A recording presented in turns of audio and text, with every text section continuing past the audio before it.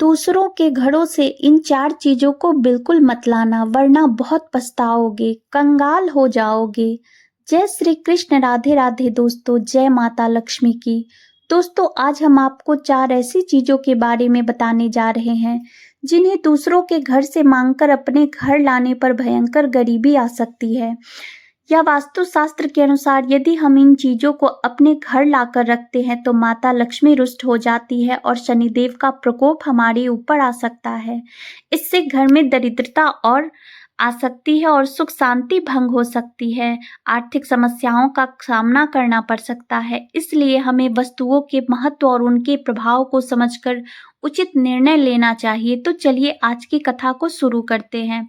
मित्रों, एक समय की बात है, क्षीर सागर में भगवान विष्णु अपने दिव्य शेषनाग पर विराजमान थे। वहां का वातावरण अत्यंत शांत और दिव्य प्रकाश से ओतप्रोत था। लहरों की हल्की हल्की गूंज के बीच भगवान विष्णु ध्यान मग्न मुद्रा में बैठे थे। उसी समय देवर्षि नारद जी नारायण नारायण का जाप करते हुए वहां पहुंचे। उनके चेहरे पर जिज्ञासा और व्यग्रता के भाव स्पष्ट झलक रहे थे। भगवान विष्णु ने स्नेह पूर्वक नारद जी का स्वागत किया, उन्हें आसन ग्रहण करने के लिए कहा और उनकी व्यग्रता का कारण पूछा। नारद जी ने कहा, हे प्रभु, मैं पृथ्वी लोक से लौट कर आ रहा हूँ। वहां मैंने एक अत्यंत विचित्र दृश्य देखा, जिसने मेरे मन में एक प्रश्न उत्पन्न कर दिया। मैं उसी प्रश्न का उत्तर जानने के लिए आपके पास आया हूँ।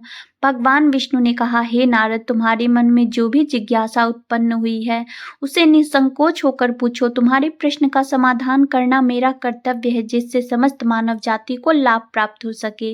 हे प्रभु, आपने मुझे यह बताया था कि कुछ चीजों का दान करने से दरिद्रता आती है, परंतु यह जानना चाहता हूं मैं कि ऐसी कौन सी चीज है जिन्हें दूसरों के घर से मांगकर अपने घर में रखने से भयंकर गरीबी आ सकती है। क्या यह केवल एक संयोग होता है या इसके पीछे कोई गूढ़ रहस्य छिपा हुआ है? मैं इस गूढ़ ज्ञान को जानने के लिए उत्सुक हूँ, जिससे मैं इसे समस्त मानव जाति में प्रसारित कर सकूं। तब भगवान विष्णु मुस्कुराए और बोले, हे नारद, तुम्हारा यह प्रश्न समस्त मानव जाति के कल्याण के लिए अत्यंत महत्वपूर्ण है। यह प्रश्न मनुष्यों को जागरूक करने का एक अवसर है, ताकि वे अपने जीवन में दरिद्रता और कष्टों से बच सके। इस प्रश्न का उत्तर मैं तुम्हें एक विस्तृत कथा के माध्यम से दूंगा, जिसमें जीवन की गूढ़ सच्चाई हो उजागर किया जाएगा। इस कथा को जो भी ध्यानपूर्वक सुनेगा, उसमें दिए गए उपदेशों का पालन करेगा, उसके घर में माता लक्ष्मी सदैव निवास करेंगी और सुख समृद्धि का संचार होगा। साथ ही उन्हें जीवन में आने वाली आर्थिक परेशानियों से मुक्ति प्राप्त होगी। इसलिए इस कथा को ध्यानपूर्वक सुनो और इसे मानव समाज में प्रसारित करो। हे देवर्षि नारद, तो ध्यान से सुनो। सुमन नगरी के एक समृद्ध नगर में सुकन्या नाम की एक आदर्श स्त्री अपने पति श्यामलाल और सास ससुर के साथ निवास करती थी। वह न केवल पतिव्रता और धर्मपरायण थी, बल्कि अपने कर्तव्यों का भी पूरी निष्ठा से पालन करती थी। उसका दिन प्रातः काल सूर्योदय से पहले उठने से प्रारंभ होता था, जिसमें वह घर की स्वच्छता का विशेष ध्यान रखती और पूरे मनोयोग से देवी देवताओं की अर्चना करती। सुकन्या माता लक्ष्मी की अनन्य भक्त थी और प्रतिदिन विधि पूर्वक पूजा अर्चना करती थी। उसकी श्रद्धा इतनी गहरी थी कि वह न केवल अपने लिए बल्कि पूरे परिवार की सुख समृद्धि के लिए प्रार्थना किया करती थी। वह अपने घर के हर कार्य को भक्ति भाव से संपन्न करती और परिवार में प्रेम और एकता बनाए रखती थी। फिर एक दिन की बात है, जब अचानक तेज बारिश होने लगी, जिससे पूरे गांव में जल भराव की स्थिति उत्पन्न हो गई। सुकन्या की प्रिय गाय भी बाहर खड़ी बारिश में भीग रही थी और ठंड से कांप रही थी। तब सुकन्या को गहरी चिंता होने लगी कि यदि उसका गाय बीमार पड़ गई तो उसका और उसके परिवार का बहुत नुकसान हो जाएगा। तब वह तुरंत अपने पड़ोसन के घर गई और दरवाजे पर दस्तक दी। फिर उसके पड़ोसन ने द्वार खोला और सुकन्या को चिंतित देखकर पूछने लगी कि वह इतनी व्याकुल क्यों है। सुकन्या ने कहा, बहन, मेरी गाय बाहर भीग रही है और मुझे उसे अपने घर के अंदर सुरक्षित लाने के लिए छाते की आवश्यकता है। क्या तुम मुझे अपना छाता दे सकती हो? तब उसकी पड़ोसन मानसी एक दयालु स्वभाव की स्त्री थी और उसने बिना कुछ सोचे समझे तुरंत अपनी छतरी उसे दे दी और कहा, यह लो बहन, मैं तुम्हें अभी देती हूँ। और फिर सुकन्या ने छतरी लेकर जल्दी से अपनी गाय को बारिश से बचाया और घर के अंदर ले आई। अब गाय सुरक्षित तो हो गई, लेकिन वह उस छाते को वापस करना भूल गई। फिर अगले दिन जब वह घर की सफाई कर रही थी तो उसकी नज़र कोने में रखी छतरी पर पड़ी, परंतु वह अन्य घरेलू कार्यों में व्यस्त हो गई और उसे वापस करने की बात फिर से भूल गई। फिर कुछ समय बाद एक दिन अचानक मौसम बिगड़ गया और भारी बारिश होने लगी। तब सुकन्या का पति, जो बाजार से लौट रहा था, रास्ते में चलते चलते वह पूरी तरह भीग चुका था। जब वह घर पहुंचा तो उसके शरीर में ठंड लगने लगी और उसे तुरंत सूखे वस्त्रों की आवश्यकता हुई। तब सुकन्या ने अपनी अलमारी देखी, परंतु उसके पास सूखे कपड़े का कोई विकल्प नहीं था, क्योंकि उसके घर में रखे सभी कपड़े भी भीग चुके थे। मित्रों, इस विचित्र दुविधा के समस्या का हल निकालने के लिए सुकन्या अपनी दूसरी पड़ोसन के घर गई और नम्रता पूर्वक उसके पति के कुछ सूखे हुए पुराने कपड़े उधार मांगे। तब पड़ोसन ने सहानुभूति दिखाते हुए बिना किसी संकोच के उसे कपड़े दे दिए। फिर सुकन्या ने उन कपड़ों को अपने पति को पहनने के लिए दिया, जिससे वह आराम महसूस करने लगा। बाद में उसने उन कपड़ों को धोकर अच्छे से सुखाया और सुरक्षित रख लिया, लेकिन वह अन्य घरेलू कार्यों में व्यस्त होने के कारण उन कपड़ों को वापस करना भूल गई। मित्रों, भगवान श्री हरि विष्णु कहते हैं, हे नारद, अब इसी तरह से अनेक दिन बीत जाते हैं और फिर कुछ दिनों बाद सुकन्या के मायके से उसके माता पिता और भाई भाभी मिलने के लिए आए। घर में उत्सव जैसा माहौल बन गया। सभी आपस में बातचीत कर रहे थे और हंसी खुशी का वातावरण था। जब सभी लोग बैठक में एकत्रित हुए तो बैठने के लिए कुर्सियां कम पड़ गई। यह सब सुकन्या को देखकर चिंता हुई कि सभी को आराम से बैठने के लिए पर्याप्त जगह नहीं मिल रही है। तब उसने एक युक्ति के अनुसार जल्दी से अपनी एक पड़ोसन के घर जाकर एक अतिरिक्त कुर्सी मांग ली। उस बेचारी पड़ोसन ने सहर्ष उसे एक मजबूत और सुंदर कुर्सी दे दी। सुकन्या उसे भी अपने घर ले आई और अपने अतिथियों को आराम से बैठाया। परिवार के साथ समय बिताने में वह इतनी मग्न हो गई कि बाद में वह उस कुर्सी को वापस करना ही भूल गई और वह उसी के घर में रह गई, जबकि उसके माता पिता चले गए थे। मित्रों, जब सुकन्या को मायके जाने का निमंत्रण मिला तो वह अत्यंत प्रसन्न हुई और घर जाने की तैयारियों में जुट गई। उसने अपने सबसे अच्छे वस्त्र पहने, लेकिन जब उसने अपने पैरों की ओर देखा तो उसे एहसास हुआ कि उसकी चप्पलें पुरानी और घिसी पिटी हो चुकी थी। अब सुकन्या को मायके जाने के लिए उसे एक अच्छा जोड़ी चप्पल की आवश्यकता थी, लेकिन उसके पास नई चप्पलें खरीदने का समय नहीं था। इसलिए इस समस्या को हल करने के लिए वह अपनी एक पड़ोसन के पास गई और संकोच पूर्वक बोली, बहन, क्या तुम मुझे अपनी चप्पल उधार दे सकती हो? मेरे पास पहनने के लिए कोई अच्छी चप्पल नहीं है। मैं मायके जा रही हूँ, बस कुछ ही दिनों की तो बात है। मैं लौटते ही इसे तुम्हें वापस कर दूंगी। तब उसकी वह पड़ोसन, जो हमेशा मदद के लिए तैयार रहती थी, ने मुस्कुराकर कहा, कोई बात नहीं बहन, यह चप्पल ले जाओ, तुम्हें आरामदायक लगेगी और वापस आने पर तुम मुझे लौटा देना। मित्रों, पड़ोसन ने अपनी सबसे अच्छी और नई चप्पलें उसे दे दी। तब सुकन्या ने कृतज्ञता पूर्वक उन्हें स्वीकार किया और चप्पल पहनकर उत्साहित मन से मायके के लिए निकल पड़ी। मायके में पहुंचकर वह अपनी माँ और परिवार के अन्य सदस्यों से मिली और अपनी पुरानी यादों में इतनी खो गई कि उसे पूरी तरह से याद नहीं रहा कि चप्पलें उसकी अपनी नहीं बल्कि पड़ोसन की है। वह अब मायके में अपने परिवार, माता पिता, भाई भाभी और बचपन की यादों में डूबी सुकन्या अत्यंत आनंदित थी। वहां बिताए हर क्षण में वह भावुक होकर अपने बचपन के किस्से साझा कर रही थी और पुराने मित्रों से मिल रही थी। विभिन्न पकवानों का आनंद लेते हुए रिश्तेदारों से मिलकर उसने हर चिंता को पीछे छोड़ दिया था। मित्रों, समय जैसे पंख लगाकर उड़ गया और मायके में व्यतीत हुए दिन मानो एक सुखद स्वप्न की भांति बीत गए। फिर जब लौटने की घड़ी आई तब भी वह अपनी पड़ोसन की चप्पलें वापस करने की बात भूल गई। लौटने के बाद भी वह विभिन्न कार्यों में इतनी व्यस्त हो गई कि उसे ध्यान ही नहीं आया कि यह चप्पलें उसकी अपनी नहीं बल्कि पड़ोसन की थी। अब इसी तरह उसकी यह छोटी सी भूल एक बड़ी गलती में परिवर्तित हो गई, जिसका असर उसके जीवन पर गहरा पड़ा। इन्हीं घटनाओं के कुछ दिनों बाद उनके घर में एक भयावह घटना घटी। एक रात सब जब गहरी नींद में थे, तभी कुछ चोर उनके घर में घुस आए। वे अत्यंत चतुर और योजनाबद्ध तरीके से आए थे। उन्होंने घर का सारा धन, आभूषण और बहुमूल्य वस्तुएं चुरा ली और जब सुबह हुई तो सुकन्या ने देखा कि पूरा घर अस्त व्यस्त था और सारा धन धान्य गायब था। यह दृश्य देखकर वह स्तब्ध रह गई। इसी बीच कुछ ही समय में एक और बुरी खबर आई। श्यामलाल की दुकान को लूट लिया गया था। लुटेरों ने दुकान का सारा सामान उठा लिया और उसे पूरी तरह नष्ट कर दिया। अब उसके पास कोई भी आर्थिक स्रोत नहीं बचा था। अब उनकी पूरी गृहस्थी उजड़ चुकी थी। इन दुखद घटनाओं के बाद श्यामलाल पूरी तरह टूट चुका था। आर्थिक तंगी और मानसिक तनाव ने उसे भीतर से इतना कमजोर कर दिया कि वह अपना आत्मविश्वास पूरी तरह खो बैठा। उसकी आंखों के सामने उसके परिश्रम से बनाया गया जीवन उजड़ चुका था। रोजमर्रा की जरूरतों को पूरा करना भी अब असंभव लगने लगा था। हर तरफ निराशा और हताशा का माहौल था। दिन ब दिन उसकी चिंता बढ़ती ही जा रही थी और धीरे धीरे वह आत्मग्लानि से भरने लगा। कई बार उसने स्थिति को सुधारने का प्रयास किया, लेकिन हर कोशिश नाकाम रही। इस असहनीय स्थिति में वह अत्यधिक निराश हो गया। फिर एक दिन वह अंततः रात में चुपचाप घर परिवार छोड़कर अज्ञात दिशा की ओर चल गया, बिना किसी को बताए कि वह कहाँ जा रहा है और कब लौटेगा। जब सुकन्या ने सुबह उठकर देखा तो उसका घर में नहीं था उसका पति। वह अचानक से गायब हुआ था। उसके लिए यह सबसे बड़ा आघात था। वह अकेली, असहाय और अनिश्चित भविष्य को लेकर अत्यंत अव्यवस्थित थी। उसका संपूर्ण जीवन मानो एक क्षण में बदल गया था और अब उसे अपनी नियति का सामना अकेले ही करना था।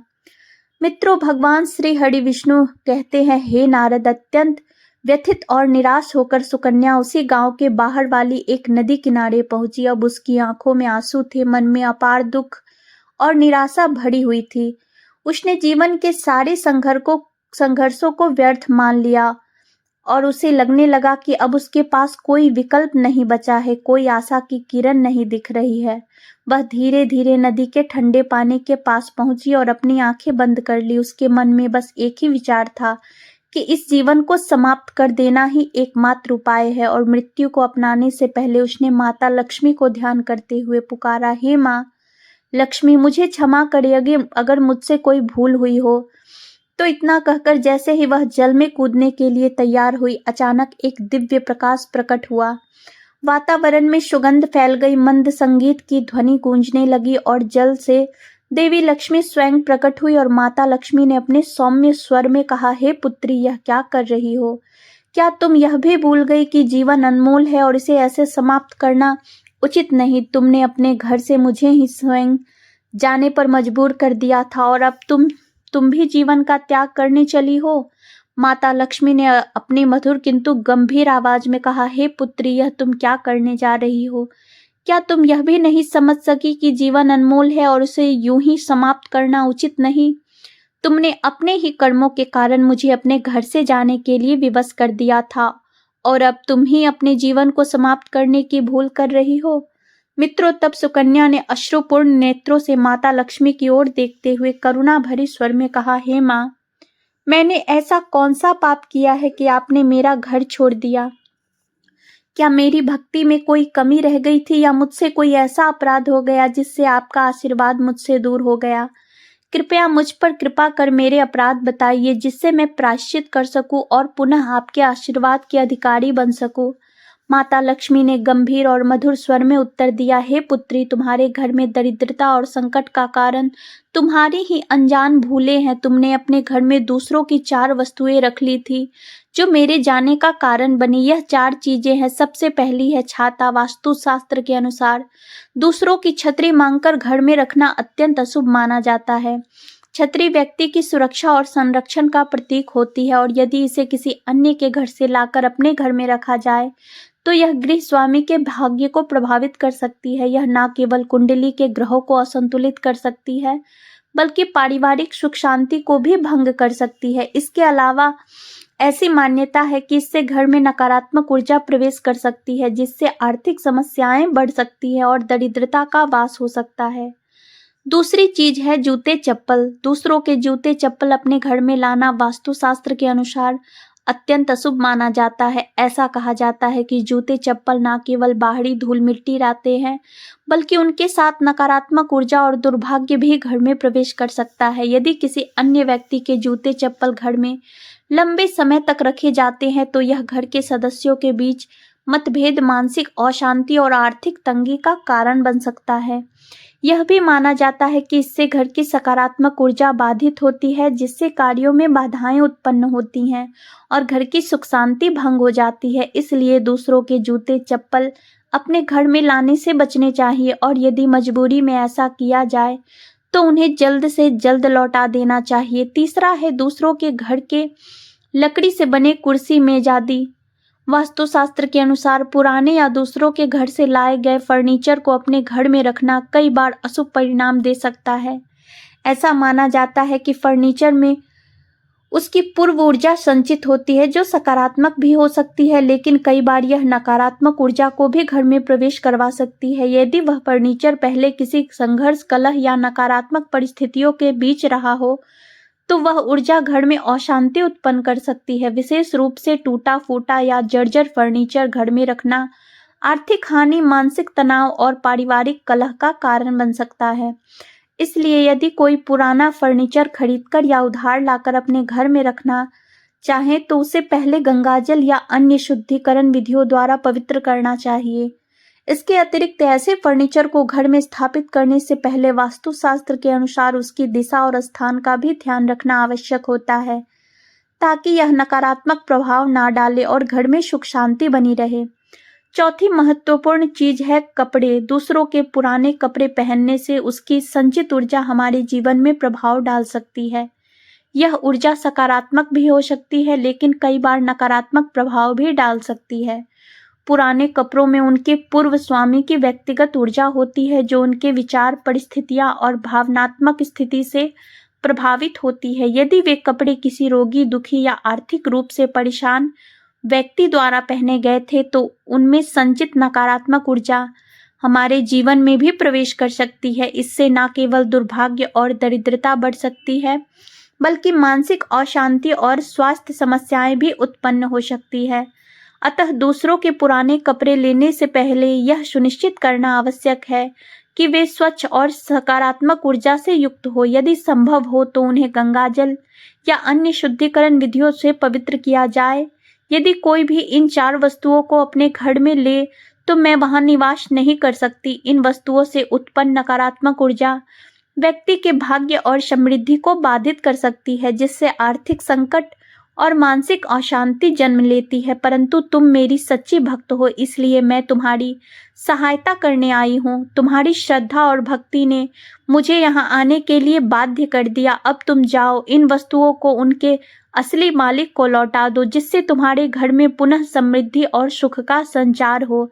साथ ही ध्यान रखना कि भविष्य में ऐसी गलती दोबारा मत करना, ताकि तुम्हारे परिवार पर कभी भी दरिद्रता की छाया ना पड़े। अब सुकन्या माता लक्ष्मी को बारंबार हाथ जोड़कर प्रणाम करने लगी और फिर अपने घर वापस लौटकर आई। मित्रों, सुकन्या ने बिना विलंब किए हुए तुरंत घर जाकर इन सभी वस्तुओं को उनके वास्तविक स्वामियों को लौटा दिया। उसने पड़ोसन से क्षमा मांगी और उसे आश्वस्त किया कि भविष्य में वह कभी भी ऐसी गलती नहीं दोहराएगी। जैसे ही उसने यह कार्य पूर्ण किया, उसके घर में सकारात्मक ऊर्जा का प्रवाह होने लगा। अचानक उसके घर का वातावरण बदल गया। जहां पहले निराशा और अशांति थी, वहां अब एक नई उमंग और सकारात्मकता का संचार होने लगा। माता लक्ष्मी का आशीर्वाद उसके घर पर बरसने लगा। कुछ ही दिनों में उसकी आर्थिक स्थिति में सुधार होने लगा। घर में पहले जैसी खुशहाली लौट आई और समृद्धि की नई किरणें फैलने लगी। इसी बीच उसका पति श्यामलाल भी वापस आ गया। उसने अपनी गलती स्वीकार की और सुकन्या के साथ मिलकर अपने जीवन को फिर से संवारने का निश्चय किया। दोनों ने मिलकर एक नई शुरुआत की और उनके जीवन में पहले जैसी खुशियां पुनः लौट आई। मित्रों, भगवान विष्णु ने नारद जी से कहा, हे नारद, अब तुम्हें तुम्हारे प्रश्नों का उत्तर स्पष्ट मिल चुका होगा। प्रत्येक मनुष्य को यह समझना चाहिए कि वह इन 4 वस्तुओं को दूसरे के घर से मांगकर अपने घर में रखता है तो यह उनके जीवन में नकारात्मक प्रभाव डाल सकता है। इससे न केवल दरिद्रता आती है, बल्कि गृहस्थी में अशांति, आर्थिक संकट और मानसिक कष्ट भी उत्पन्न हो सकते हैं।